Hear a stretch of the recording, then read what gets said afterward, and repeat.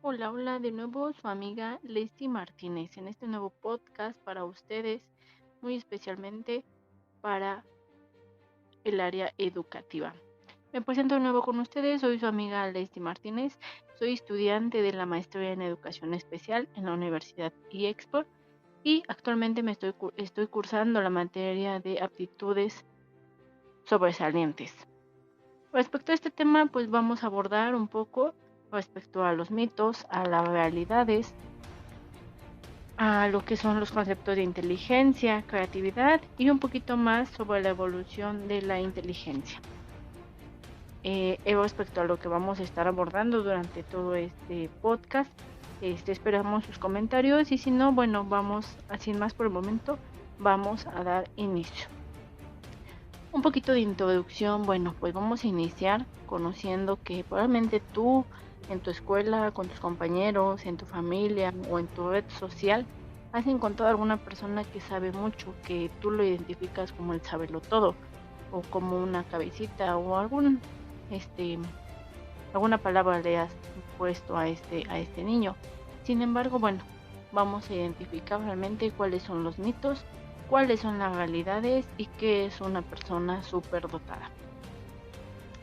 Bueno, pues iniciando respecto a los mitos, para algunas personas la existencia del niño sobredotado es un mito, por eso no se acepta la presencia dentro de las aulas escolares.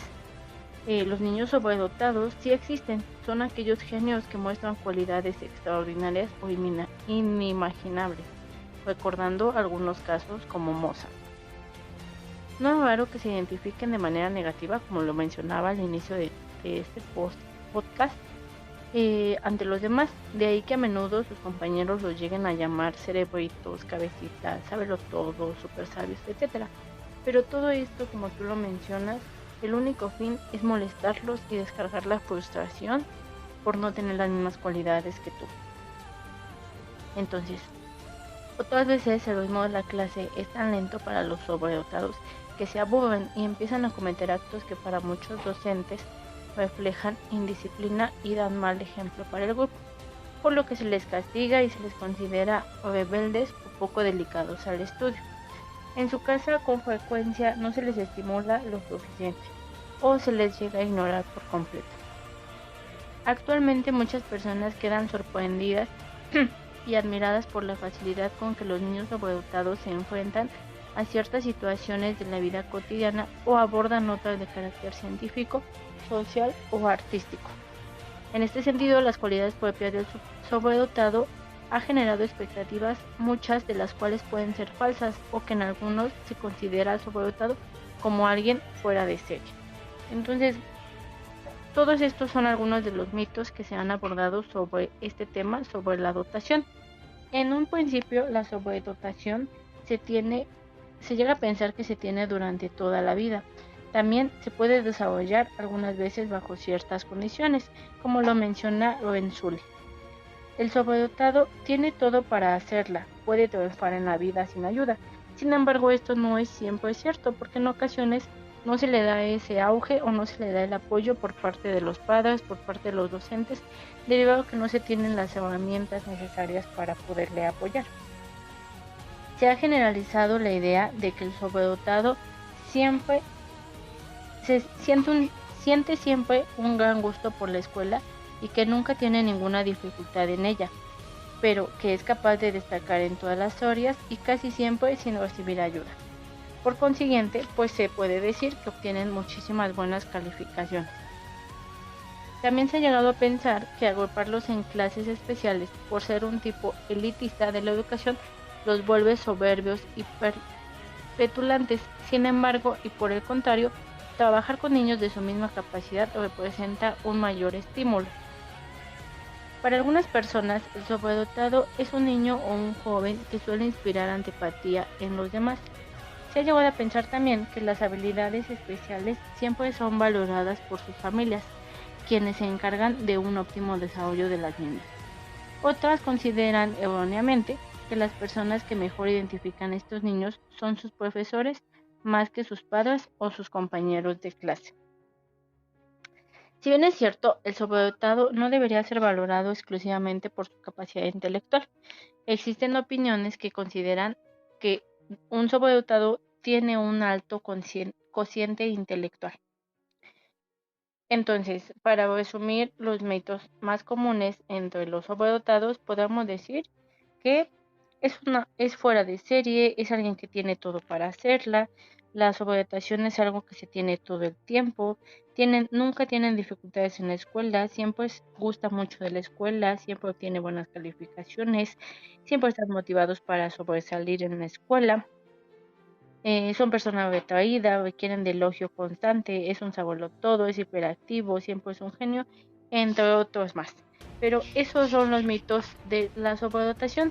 Sin embargo, vamos a ahorita dar a conocer cuáles son realmente las realidades de la sobredotación.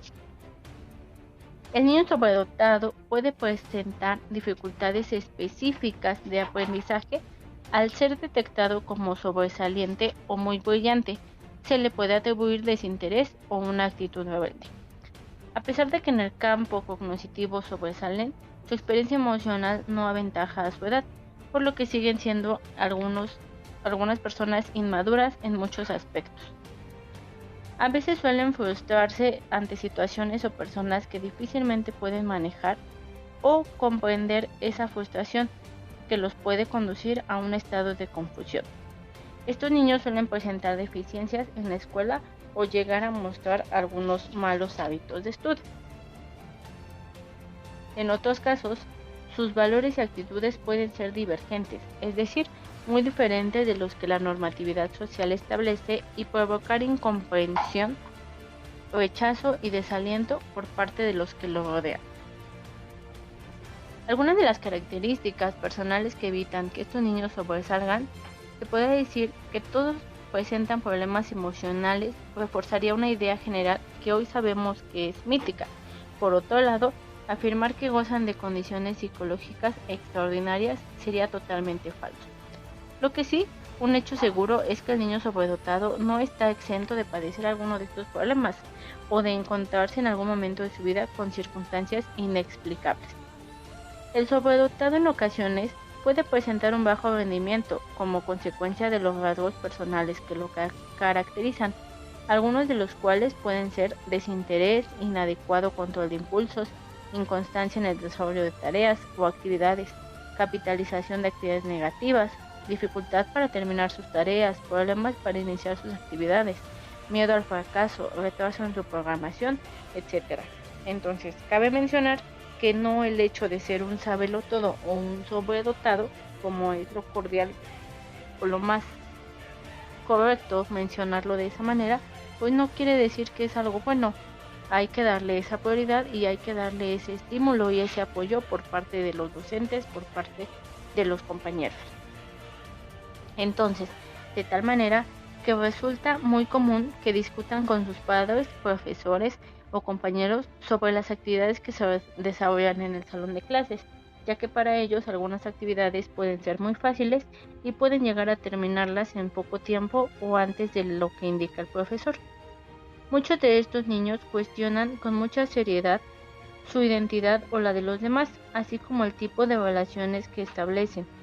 En ocasiones explayan sus frustraciones, en especial sobre la realidad en que viven y el tipo de ideales que tienen, así como lo que les impide realizarlos.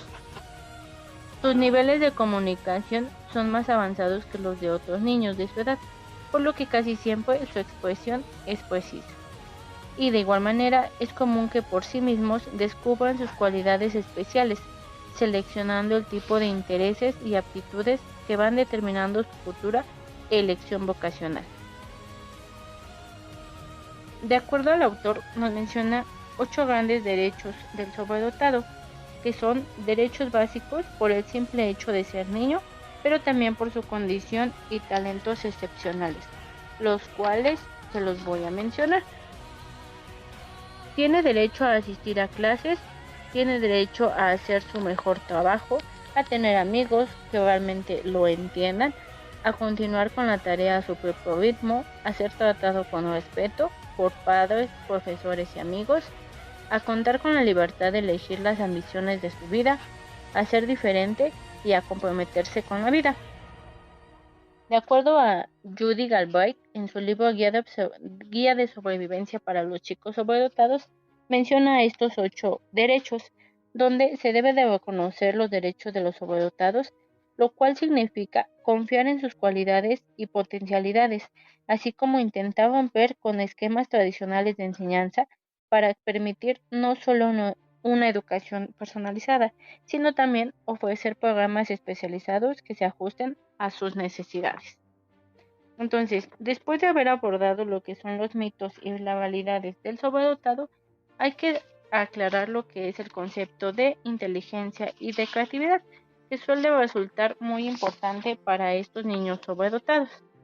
Estos dos conceptos se escuchan cuando se habla de niños con aptitudes sobresalientes y son lo que son la inteligencia y la creatividad. En el año 1921, los especialistas en inteligencia no contaban con instrumentos para medirla y con frecuencia se consideraba como una única variable. Haciendo una comparación, estaríamos ante una roca indivisible que gobernaría al resto de las funciones humanas, siendo esto una visión monolítica. Posteriormente, se puede determinar como una definición de inteligencia a la capacidad global de las personas para actuar de forma propositiva e intencional, pensar de manera racional y enfrentarse con eficacia a su medio. De otra forma, se podrá decir que la inteligencia es la capacidad que resulta de la suma de las funciones sociales, físicas, afectivas y cognitivas de la persona. Pero de tal manera, ¿cómo es que se evalúa la inteligencia? En muchas ocasiones hemos llegado a escuchar expresiones tales como tiene un coeficiente intelectual muy alto o su coeficiente intelectual es superior al de alguien, etc. Entonces, realmente la palabra correcta debe ser cociente, ya que Stern introduce el cociente intelectual como un método para calificar la capacidad intelectual de las personas, que se calcula haciendo una división. De ahí la palabra cociente. Al calcular el cociente intelectual, basta realizar una sencilla operación. Se divide la edad mental entre la edad cronológica y el resultado llega a ser multiplicado por 100. Es importante mencionar que la edad mental se define a partir de las pruebas que el niño o el adolescente realiza satisfactoriamente.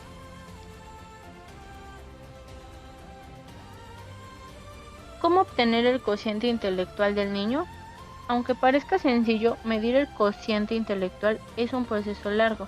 Sin embargo, hoy en día ya existe una cantidad de pruebas y escalas que alcanzan a medirlas, tales como las de Wechsler, Raven, Stanford, Binet y Kaufman. El cociente intelectual no es un determinante en la evaluación. Y el otro concepto que habíamos mencionado es la creatividad. Para ustedes, ¿qué es la creatividad?